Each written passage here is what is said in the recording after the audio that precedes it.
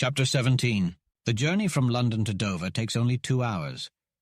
Gad's Hill, the former home of Charles Dickens, lies halfway along the route.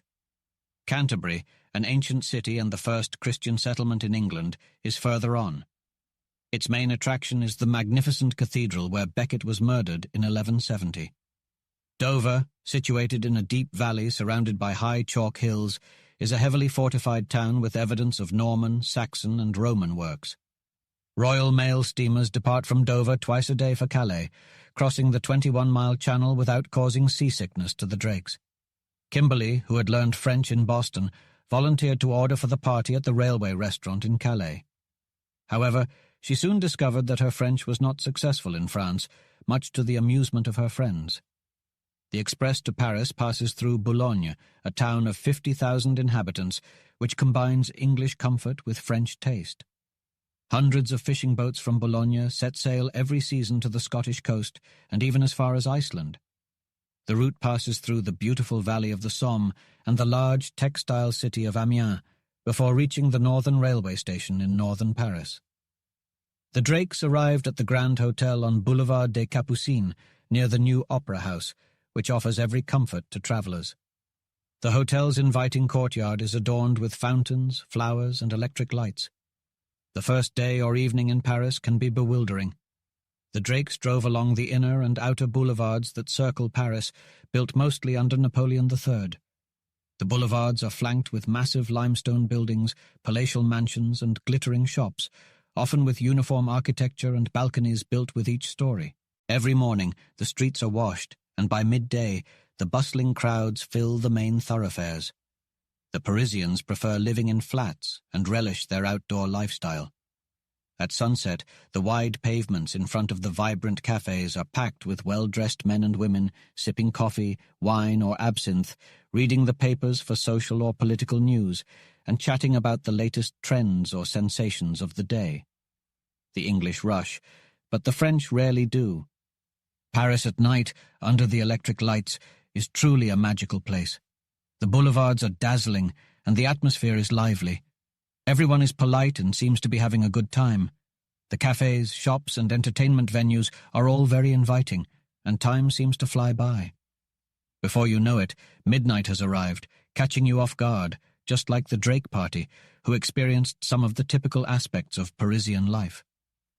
Near the eastern end of the Champs-Élysées, under the gas lamps and among the trees, they discovered open-air theatres, concerts, bustling cafes, and charming booths selling sweets and drinks. If the weather is nice, every afternoon, elegantly dressed children, accompanied by their nursemaids in white caps and aprons, create picturesque groups in the shade of the elm and lime trees. At breakfast, Marcellus suggested exploring Paris from the Arc de Triomphe de l'Étoile, named after the star formed by a dozen avenues that radiate from it. Located at the western end of the Champs-Élysées, this monument is one of the most magnificent ever built to honor a nation's defenders. It stands 160 feet high and 145 feet wide, was started in 1806 by Napoleon, and completed 30 years later by Louis Philippe. The figures and reliefs on the arch depict significant events in Napoleon's campaigns. Upon reaching the arch, Marcellus led the way up a spiral staircase of 261 steps to the platform above, which offers stunning views of Paris. The Champs-Élysées, a boulevard 1,000 feet wide, stretches over a mile from the Place de la Concorde monument. Beautiful buildings line the sides, and much of the open space is shaded by elm and lime trees. Magnificent statues, fountains, and flowers add to its charm. Between 3 and 5 in the afternoon, when the weather is pleasant, this magnificent avenue becomes the most fashionable promenade in the world. Here you will see the elite attending Vanity Fair, with many riding in elegant carriages, others on horseback, and countless others on foot. The popular drive is along the Avenue du Bois de Boulogne, 320 feet wide, leading to the Bois de Boulogne, a stunning park of 2,250 acres, with several lakes and bordered on the west side by the River Seine. In the southwest part of the park, you will find the Hippodrome de Longchamp, the main racecourse near Paris, where vast crowds gather, especially when the French Derby, or the Grand Prix, with a prize of $20,000, is contested early in June. The Drakes gazed out from atop the monument, their eyes fixed on the eastward view. Marcellus gestured towards the river Seine, flowing beneath over 20 stunning stone and iron bridges, curving boldly for 7 miles through the heart of Paris. The river then flowed like a ribbon of silver in a northwesterly direction, eventually emptying into the English Channel. On the right bank, they could see the Palais du Trocadero, built in an Oriental style for the International Exposition of 1878. On the left bank stood the Palais du Luxembourg, home to modern French art, as well as the Hôtel des Invalides, where Napoleon rests, and the Church of Sainte-Geneviève, also known as the Pantheon, where Victor Hugo was laid to rest. Beyond the Place de la Concorde lay the royal gardens of the Tuileries, where Josephine and Eugénie once strolled among classic statues, vases, fountains, and flowers. The Louvre, filled with priceless art treasures, the beautiful City Hall, majestic Notre Dame, and the graceful Column of July were also visible. Paris truly was an earthly paradise, a city that had been the residence of French rulers for centuries and the Mecca of pleasure-loving citizens. Despite facing fire, famine, foreign invasion, civil war, and pestilence, the city had always risen from each affliction, brighter and gayer than ever. Laura, May, and Kimberly were enchanted by the beautiful vision before them and eager to leave the Arch of Triumph and become a part of the lively city. The carriages drove back to the Place de la Concorde, one of the finest open spaces in Europe. 8 large stone figures representing the chief cities of France surrounded the square, with the French keeping the figure of Strasbourg in mourning. In the center stood the obelisk of Luxor, made of reddish granite and brought at great expense from Egypt, telling the story of Ramesses II and his successor. 20 rostral columns bearing twin burners added to the square's beauty. On grand occasions, the square and the avenue were illuminated by 30,000 gaslights.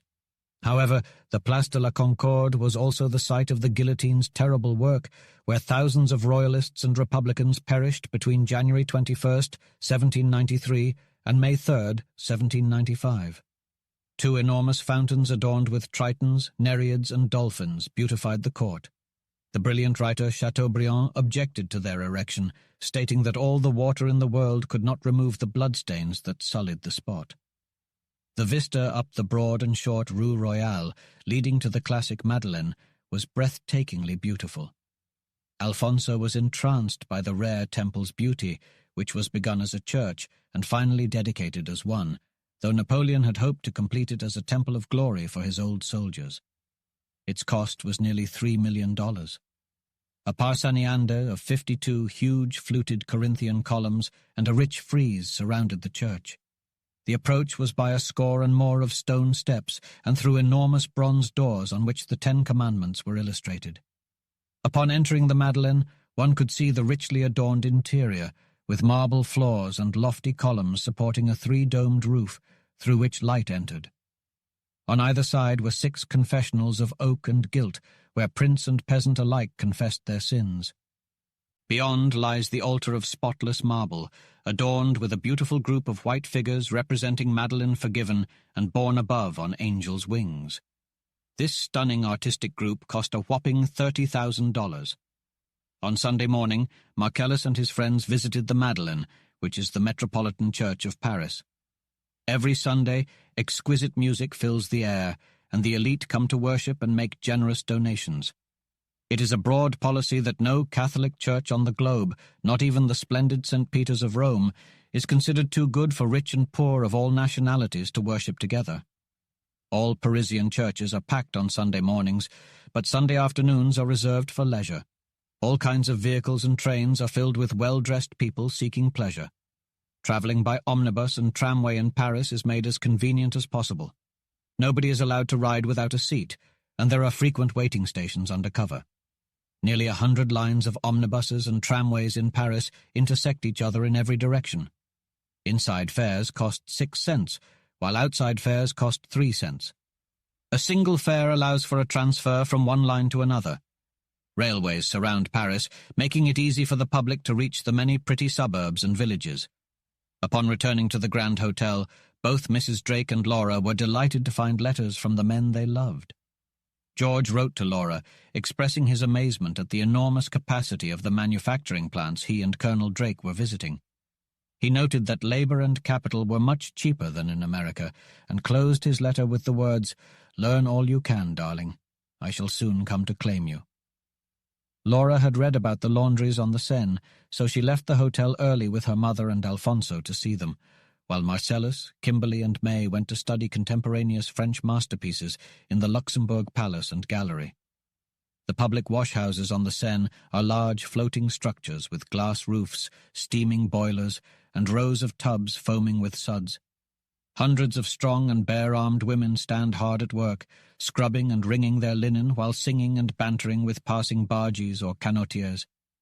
If the sun is shining and the water is clear, the blue cotton dresses of the women contrast prettily with the white linen and bare arms busily employed. Though they earn only a pittance, about 5 cents an hour, they are very independent. Mutual assistance is their controlling creed, and few, if any, honor more loyally the republican principle of liberty, equality, and fraternity. The women seem to do all the hard work, while the men in snowy shirts and blue cotton trousers, with scarlet girdles about their waists, push deftly to and fro the hot flat or box irons over white starched linen. Each ironer has a bit of wax, which he passes over the hot iron when he comes to the front, the collar, or the wristbands, and he boasts that he can goffer a frill or bring up a pattern of lace better than a Chinaman. Alfonso and his group drove down the beautiful Rue de Rivoli, which boasts half a mile of covered walkways, charming shops, and high-end hotels. They continued up the Rue Castiglione, leading to the Place Vendôme. Here, in one of the many open squares in Paris, stands the Vendôme column, modelled after Trajan's column in Rome. The inscription commemorates Napoleon's victories over the Austrians and Russians in 1805. The pedestal features reliefs depicting the uniforms and weapons of the defeated armies. The bronze band that winds up the column shows the memorable scenes from the Battle of Austerlitz to the breaking of camp at Boulogne. At the top of the column stands a bronze statue of Napoleon in his imperial robes. Fortunately, Alfonso's carriage caught up with Marcellus's group, and they visited the charming arcades and gardens of the Palais Royal together. The open courtyards feature trees, flowers, fountains, and statues, while the four sides offer inviting cafes and shops displaying tempting jewelry and other beautiful items. On summer evenings, a military band plays here. The ladies then went to the Grand Magasin du Louvre, where refreshments were free, and crowds admired the variety of materials for ladies' dresses, fine cloths, latest novelties, exquisite laces, and more. The ladies planned to return here and visit the famous Au Bon Marché, where low prices always prevail. They spent most of the afternoon in the Louvre, a vast palace of art, and the evening at the Théâtre Français, whose ceiling depicts France bestowing laurels upon her three great children, Molière, Corneille, and Racine. The Théâtre Français is the highest-ranked theatre, with high-class plays and admirable acting. The government grants this theatre an annual subsidy of about $50,000. Early the next morning, the Drakes took carriages to the Halles Centrales, or central markets. These markets consist of 10 pavilions intersected by streets. There are 2,500 stalls covering 22 acres, costing $15 million. Underneath the markets are 1,200 cellars for storage. Wholesale dealers make sales by auction early in the day, averaging about $100,000. Then the retail traffic begins. The supplies, some of which come from great distances along the Mediterranean, include meat, fish, poultry, game, oysters, vegetables, fruit, flowers, butter, cream cheese, and more. Great throngs of people, mostly in blue dresses and blouses, with baskets and bundles, constantly surge past you. The whole scene is enjoyable. Everything they offer is fresh, and the prices are usually reasonable. When you make a purchase, you are made to feel that you have done a favor, and are repeatedly thanked for it. The few days that followed in Paris were days of rest, or were spent planning for the future. The art galleries and the shops on the boulevards were repeatedly visited, theatres and rides were enjoyed, and on Friday morning the ladies went to the railway station to bid farewell to Alfonso and Marcellus, who left Paris for the study of art in the Netherlands. Colonel Drake and George Thorn were slated to make their arrival in Paris come Saturday eve.